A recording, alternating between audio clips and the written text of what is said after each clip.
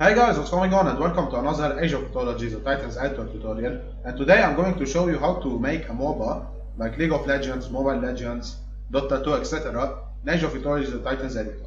We are going to use the standard editor, so there will be many limitations and workarounds we have to do to make it work. I will talk through them all. And also, this won't be a step-by-step tutorial because otherwise it will be very long. I will, however, talk through all of the triggers. I will tell you what I did and why I did it, and I will tell you ways to improve it, of course, to make more balance of the game, etc. And without further ado, let's jump right into it. So now let's take a look at our MOBA arena. Of course, it doesn't look very good.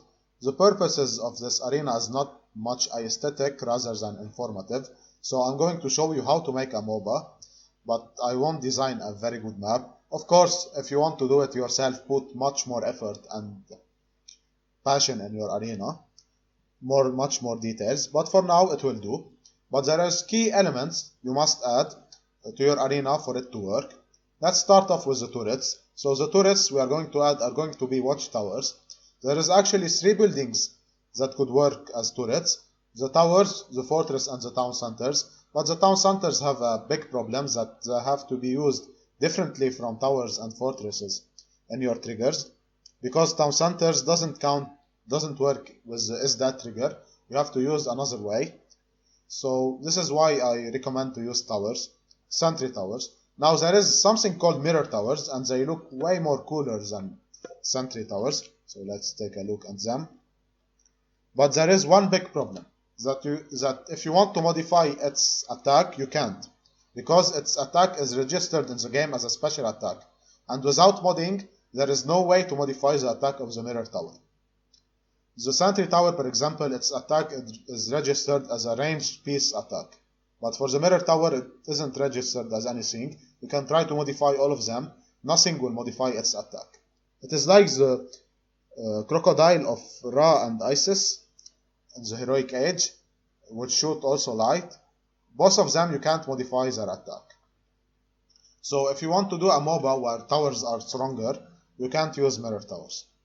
For the main turret, we are going to use a fortress. They both work the same way. You could use a tower, but for aesthetic reasons I prefer the fortress. Here the Caladria will heal our heroes as in a normal Mobile Legend. I prefer Caladria over anything else because the Caladria are flying and won't move, so this is better. You could do other units if you want. Here we are going to add revealers for player to see the pass. As you know, player 1 and player 4, which are going to be the hero of team 1, and etc. Player 6, player 8, etc. So will be neutral to each other, because if you want to use a special ability for the hero P4, we'll talk about them later. For example, restoration, you don't want it to affect the creeps also. If you want to affect the creep, you could make them allies, but I prefer to not do it this way. So this is why they're neutral. But of course, if they're neutral, they won't share the line of sight. This is why you should add revealers for the players. Also here we added the gates. The gates are their main purpose are for passing of the creeps, so that creeps will go from there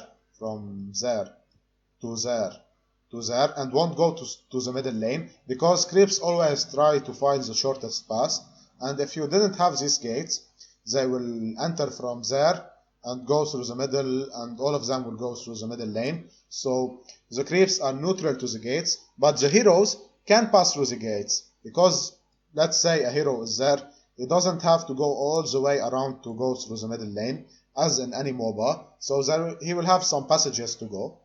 So this is the purpose of these gates. These pyramids are like the bushes of Mobile Legend. You can hide into them. Now they don't work as well as the bushes in Mobile Legend, because you can see the hero in the minimap, but it's the closest thing you can get.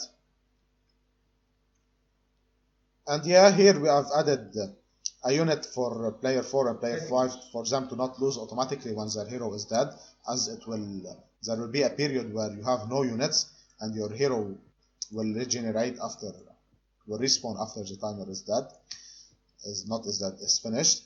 So you should add a unit for them to not lose automatically. Now because this map is small and I didn't want to expand it, I put them there. But if you go for a large map, it is recommended to put them somewhere where they can't be hit from anything. If you will have a range hero, of course you can kill them. So put them far from the arena if you can. And yeah, I think I've covered pretty much everything. Now onto the diplomacy tab. I will explain each player what is their function. So player 1 is basically the turrets and the creeps of the first team. Player 2 is the turrets and creeps of the second team. Player 3 is the gates. So I did them neutral with player 1 and player 2, so creeps can't pass through them. Otherwise I would always prefer the middle lane, as I talked before. So, but player 4 and player 5, which are basically player 4 is the hero of the team 1, player 5 is the hero of the team 2, and etc. Player 6, player 7 are the same, player 4, player 5, they will have the same properties. So basically they are allied with player 3, because you want the heroes to be able to cross the gate, but not the creeps. They are neutral with player 1 and player 2, because, for example, if you have a special ability of restoration for your hero, player 4, you don't want it to affect the creeps. So yeah, this is why they're neutral. And yeah, this is basically it. Your enemy, of course, with the other team. Player 4, for example, can kill the creeps and the turrets and the hero of the second team. Of course, you want them to be enemies. So this is all for the diplomacy. Now on to the triggers. So the first group is ungrouped. It doesn't really matter. We could have created a group for it. The first trigger we want to do is a trigger to reveal all the map. So in MOBA, always the map is revealed. We don't want to have line of sight on the map. That is sure. We don't want to see where are the enemy heroes unless they cross our lane. But we want it to be at least revealed. So this is the first group. So now onto the second group. Here we are going to upgrade the towers or the turrets. There will be two triggers, which are basically the same, one for each team, so we'll cover just one. They have to be active and run immediately. Run immediately isn't very necessary, but it's better to have your towers fully upgraded at the start of the game, just for aesthetic reasons. The condition will be always, as it should. And there is two main touches you must add to your towers. First of all, you must make them watchtower for them to attack, and then boiling oil is necessary for them to target close units, or else they will not be able to target close units. Guard tower isn't necessary. You could modify it through modify proto-unit. Guard tower isn't necessary, but I prefer the look of guard towers to normal watchtowers. Modify proto-unit. Here we modify the head point of the tower. We add 1000. All these numbers are subject to change. They are not balanced. These are just for demonstration reasons. Of course, I didn't make it balanced. You could tweak these numbers of your liking. It all depends on the attack of the creeps, on the attack of your heroes, etc. So tweak them as you like. Just some quick remarks. If you want to modify the armor of your tower, be sure to modify it a number lower than 1, because it is a percentage, and 0.55 mean 55%. The percentage can be greater than 1. It can't even be greater than 1 minus its hack armor vulnerability. So if it has a 30% armor vulnerability, you can't add more than 70%. If you make it more than 70%, the tower will always receive 1 damage from any unit. It will always be 99%. So I prefer to do it a percentage. 0.55 is acceptable because I think it has a 30%. So yeah. And we modify the crush armor. If you have a hero with crush damage like Polyphemus, you don't want him to have a big advantage versus the towers. Also, you could do it however you want. And here we modified the range attack pierce of the tower. As I told you, the range attack pierce of the mirror tower doesn't work if you try to modify it. And for the second trigger, it is basically the same thing, but for the other player. You could just go and copy the trigger, it will be the same. You just have to modify player 2. And now onto the victory conditions, which is the third group. Here we are setting which player loses after a certain condition is met, instead of setting which player wins, because it is not a single player scenario where you use the effect you win. You have here to set the player which are defeated, after the fortress, the main turret is destroyed. So here we are going to use a trigger active. The condition will be is dead for the fortress of team 2. Here when P1 means when team 1, doesn't really mean the player 1. So the player which are defeated are going to be player 2, which is creeps and towers of team 2. Player 5, which is the hero of team 2, and also player 7, player 9, player 11. You get to the point. So all the heroes that are attached to team 2. And the final player which is going to be defeated is player 1. Why? Because player 1 is neutral with the heroes and the creeps of team 1. So because he is neutral, if only player 2 and player 5 are going to be defeated, and player 7, etc., player 4 and player 6, etc., won't win the game because there is still player 1 which is neutral to them, which hasn't been defeated. So you have to make him defeat. Doesn't really matter. Nobody is going to be player 1. So if player 1 is defeated, doesn't affect really your scenario. So you are going to be either player 4, player 6, etc., or player 5 in the enemy team. So you want your set to win. This is how you do it. And the same thing applies for the second trigger. It just mirrored for the enemy team. So now for the first group, we are going to implement a respawnable hero mechanism in Age of Mythology. We are going to use the same mechanisms that I used in the how to make units respawnable in Age of Mythology. I will put a link down into the description for this video. I will show you a quick way how to do it. So when your hero goes and fight and he dies, you want it to respawn in this area there after a certain amount of time. So how do you do it? You go to triggers, army editor, make a ghost army for the player of your hero. For your team 1, it should be player 4, player 6, player 8, etc. For the team 2, it should be player 5, player 7. In our case, actually, doesn't really matter. You can do it the way you want. So you name your army, you select the player of your hero, and you click Ghost Army. I already did this for your hero P4 and your hero P5. And then we'll use the trigger hero P4 killed. So when the hero is killed, army is dead. Your hero P4 will be the army containing our hero, which is basically Bellerophon for your hero P4. The effect will be fire event. We deploy the hero P4, send chat, Bellerophon was killed, just a chat that is sent to everyone. Modify proto-unit. Here we are going to add the attack of the hero P5, so it's just a boost that encourages you to kill your enemies, or else why bother killing your enemy where you could farm your stats. Here we are going to add a timer. This is a very nice feature. A timer telling you when your hero will respawn. The duration should be the same duration of the next trigger that I'm going to talk about. And quest bar modify, you'll see later in the video why we do it. Basically, we add a currency, we add +1 coin, etc. for when your hero, when you kill a hero. It is added for the enemy team. So this is it. And now we are going to go through deploy P4, which is called by the fire event. By the way, this trigger should not be active. It doesn't really matter actually if it's active. And deploy hero will be active because at the start the hero will be dead, so we want it to be deployed at the start. It isn't dead, it is not already spawned, so we want it to respawn. Here's the timer is the duration between the death of the hero and the respawn of the hero.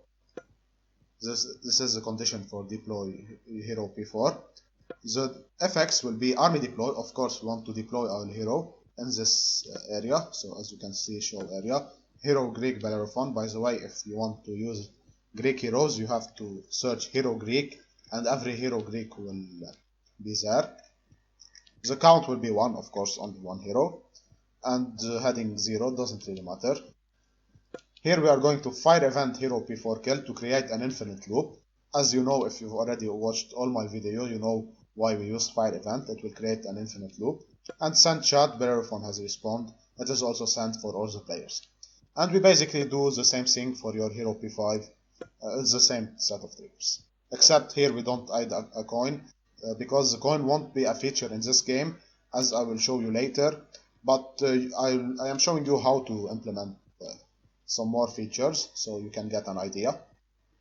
And also, there is one more remark I want to tell you, that in RPGs, usually, the respawn in MOBAs, Usually the respawn time is not a constant. Here it is a constant 10 seconds. It's just for demonstration. Usually it's about 10 seconds in the early game, but at the late game it's about 60 to 90 seconds. So how do you do it? Basically you have to add a trigger. Timer, let's say 10 minutes is the late game, whatever you want, it's for you to balance it. And the effect will be disable trigger. You will disable deploy hero before, you could just copy the name, and the hero before killed, and add 2 new deploy hero and hero before killed, but the duration will be 60 seconds, for example, for the late game. So you just copy these triggers, but only change the duration, this one, and the duration of the countdown. And yeah, but you make them both non-active. So both must be non-active from the start. And in this trigger, you fire the event, either deploy hero or hero before killed. Doesn't really matter. Both fire each other. So you should add disable trigger and fire event, the copy of these 2 triggers. Now we are going to tackle the group creeps, which is responsible for the deployment and movement of the creeps. But first of all, we must know that in every MOBA, creeps are not as strong as they were in the beginning of the game. They become much more stronger as the game progresses to be able to clear out towers much more faster. How to do it? This is very easy. You do a condition timer and you add an upgrade, either set touch status or modify proto-unit for your creeps. Here the creeps will be 3 Haskell. You could do more than 1 unit type, but every unit type you must add, it will add 6 trigger for each team. So it's a lot of work. So if you add 2 unit type, you'll multiply 6 for each team times 2, it will become 12 for each team, 24 triggers. It's a lot of work, so I prefer to use 1 unit type. The technique we are going to use will be the same as we did in the previous group, the group for the hero respawn.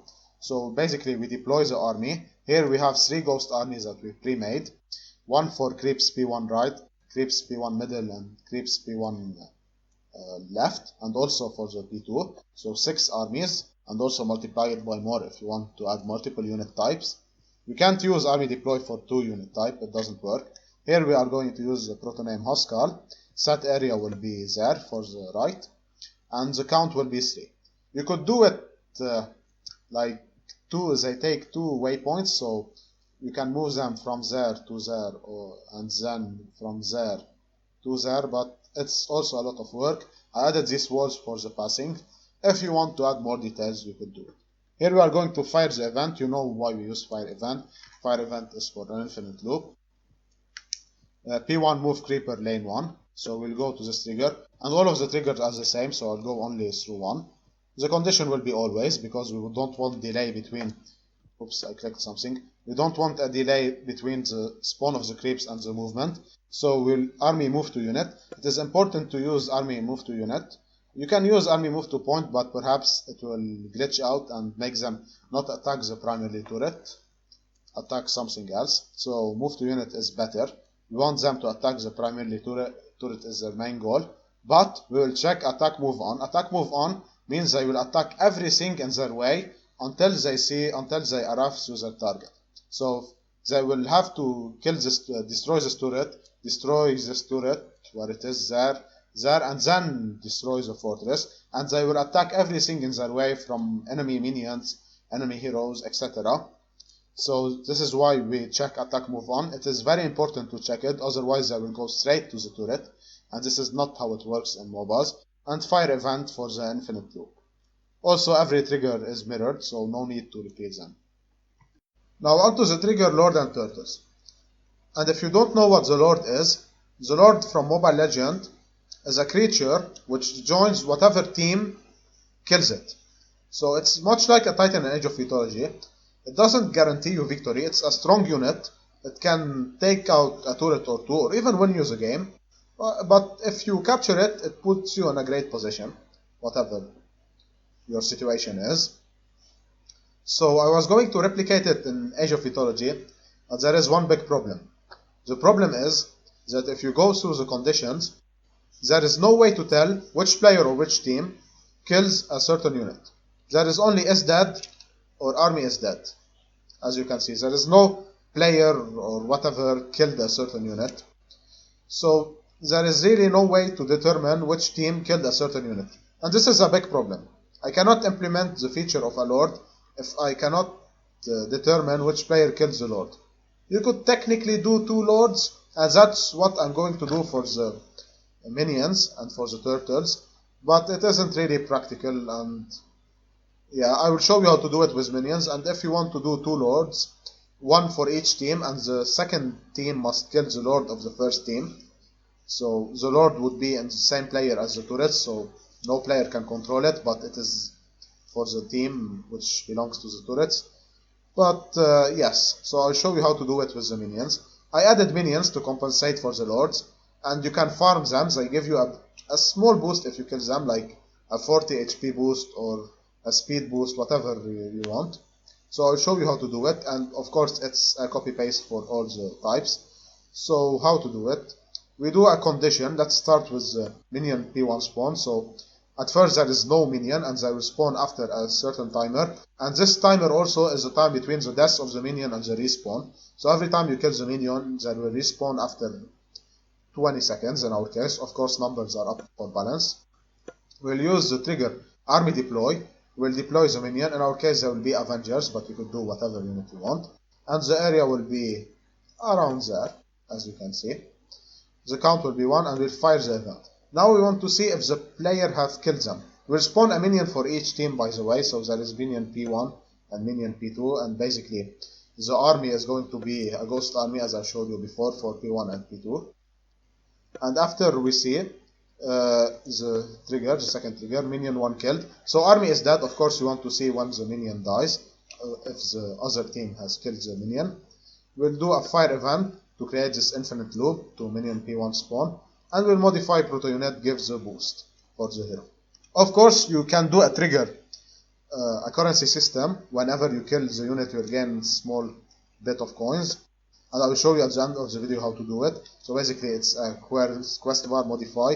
UV1 is your currency, and you'll add plus a certain amount of coins. You could do it if you want. And yeah, that's all I need to show you. Lord and minion 1 and turtle 1 are basically two different units. So here we are going to do, let's see, turtle 1 spawn. Yeah, so it's going to be a mountain giant. So here we do an Avenger, and here we do a mountain giant. The same applies for there and there. And you can farm them, they respawn infinitely. Now I will show you how to make a currency system in your MOBA. Now this isn't very essential in our scenario. We are not going to use it for anything. It's just for demonstration. But if you want to add a currency system like coin system, I don't know, mana, elixir, whatever you want, whatever currency system you may think of, I'll show you how to do it. So first of all, you must set your currency to a standard value. Here we are setting it to be 0, and our currency name is going to be QV1. Then, after you do something, you want to gain money, you want to gain a currency. So here in our case, as we did speak earlier, in the hero respawn, when the player 5 or team 2 kills Bellerophon, the quest bar modify will be +1, so you gain a coin every time you kill Bellerophon. So here in the level system, when we reach a certain threshold, every threshold you want to reach, you want to purchase or gain a new ability. So here we check if we have more than 4 coins, more than 4 QV1. So quest bar check QV1 is greater or equal than 4. The effect will be fake counter text. So we'll be adding here a text near the timer in the middle right of the screen. And we will modify the proto-unit polyphemus because Bellerophon was killed, so polyphemus gains more power. Armor hack and armor pierce, don't forget it's a percentage for player 5. The same thing we are going to do here. It's another threshold. Here we are going through linear thresholds. You could do it exponential, whatever you want. So here we are going 8, but you could do 16, you could do whatever you want. If it's greater or equal than 8, Polyphemus gains the level 2. We modify the proto-unit with more armor. So this is all for the level system or currency system. Now the final group is responsible for giving special abilities to your heroes. Special abilities can be something like restoration, flaming weapons, the normal powers, you know them. You can't give custom special powers because it requires modding and it's very hard. So we are going to use standard powers. First of all, we are going to kill all the powers. We are going to exhaust the starting god power of the two players of the number of players you are going to use. For example, you can have two teams of 4, so you must do it 8 times. So we are going to invoke god power player 4 and player 5. All of them are going to be set. So we are going to invoke the vision power at each enemy's base. So team 1 will invoke vision at the enemy base, which is fair to see the heroes of your opponent. Then we are going to go through the reset ability, which is the only active trigger of these 3. So it will be the first one that will be casted. The condition will be timer, so after 15 seconds we will regain our special ability. And the 2 effects are going to be player kill all god powers, so we are going to kill all the god powers that are already there to prevent stacking the special ability, so we only want to use it once. And we are going to fire the event get ability. Get ability's condition is going to be timer. It can be always, it can be timer 1 second, doesn't really matter, all of them are the same nearly. And after that we are going to grant the power restoration, so we'll get the special ability. And then we fire event used ability. Used ability, the condition is god power active. Now you don't want to use god power, let me see it, god power used, because god power used is always true as long as you cast it once. But god power active isn't true when the god power isn't being used. Where god power used is true even if the god power isn't being used but has been used once. I know it's a bit weird, but use god power active because god power used gives you some glitches. I've tried them both and god power active is more reliable. But you must give a timer bigger than the duration of the god power for it to work. And then the effect, it's just for testing this one. We are going to fire the event reset ability to give a cycle. You know why we use fire event. Fire event are used for a cycle, for an infinite loop, etc., whatever you want to call it. And this is all about our triggers. So now we are going to play test our scenario. For your case, you should go to multiplayer, LAN direct IP, host a game, and play test it with your friend. You should go from player 4 till player 12. So you'll have 2 teams of 4 heroes, which could be tested. Or you could do it the other way if you want in your scenario. So player 1 till player 8 will be the heroes, and player 9, 10, 11 will be the gates, the creeps, the towers of each team. It doesn't really matter. I prefer the second way because it's more tidy, but because of laziness I did it the first way. I started placing the fortress and map design, and then I saw the towers and the heroes can be the same player really, so this is why I did it this way. Doesn't really matter. So now let's test this. As you can see, the visions are casted as we talked before, the towers are upgraded, the turrets, whatever you want to call them. Our hero will spawn at the 12-second mark. Actually it's 10, but you know, because we didn't run immediately, it takes 2 more seconds. As you can see, our special ability is granted. We can cast it if you want, and you will see that it will recharge. Here the creeps are spawning. At the 1 minute mark they will be upgraded. Of course, add more upgrades. Also at this rate it will take hours for them to break down these towers. And the creeps will go from this tower to this tower to this tower and to the main turret. But of course make them more upgraded, or the tower will make them much more weaker for them to make any real progress. As you can see, you can hide your hero in the pyramids. It is not the best thing in the world, but it's the closest we can get to the bushes of Mobile Legends. And as you can see, you can attack this Avenger and you will get an extra 40 HP and it regenerates infinitely. So as you can see here, we gain an extra 40 HP, and also as you can see, the special ability did regenerate. The creeps are attacking each other, and if you want to help them, they will continue their way to the towers. As you can see, everything should be working. Let's test if we kill Bellerophon what happens. So as you can see, there will be here a countdown where Bellerophon respawn after 10 seconds. And it's actually pretty accurate. So as you can see, Bellerophon respawned. And also Polyphemus should gain an extra +1 attack I don't know if you can see it. I don't think Bellerophon will make it, but trust me, he does. And also, don't do like me. You should add a trigger wherever the distance of the Avenger is greater, let's say, than 40. The Avenger returns to its place and make it a fire event. Yes, I didn't think of it. You could add it quickly. So condition distance to point, and the effect will be moved to point, to the same point. So this is it. I think it's pretty much everything we need to cover. And if this fortress gets destroyed, the other team win. So yeah.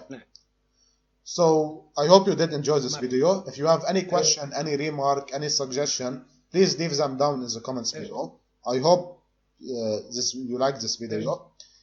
And if you did, be sure to leave a like. And yeah, we'll see you next time for another video. Until then, take care. Goodbye. See you next time.